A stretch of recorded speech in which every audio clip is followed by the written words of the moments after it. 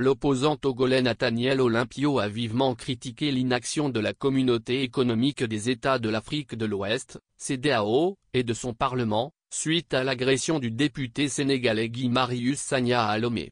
L'incident s'est déroulé lors d'une rencontre avec des membres de l'opposition.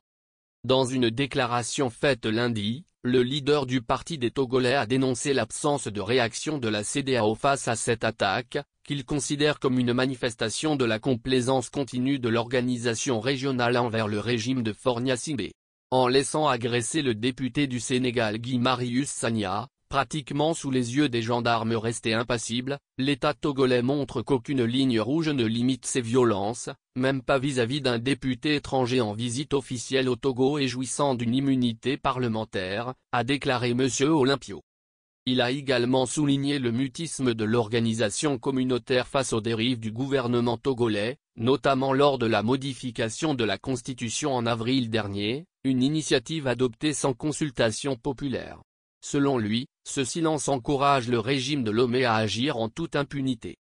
La CEDEAO a toujours été complaisante avec le pouvoir de Fornia Sibé, en se taisant systématiquement sur ses dérives, toujours plus osées.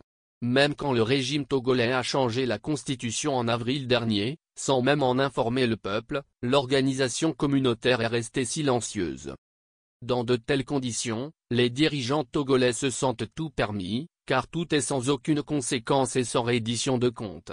L'agression dont est victime à Lomé le député du Parlement de la CEDEAO, Guy Marius Sagna, est une conséquence directe de cette complaisance, a ajouté M. Olympio.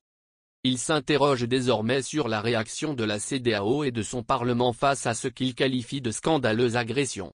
Comparant la situation togolaise à celle du Sénégal, où les institutions ont freiné les ambitions du président sortant Macky Sall, il déplore qu'au Togo, aucune institution ne joue un rôle similaire, laissant perdurer la répression sévère contre les citoyens en quête de liberté.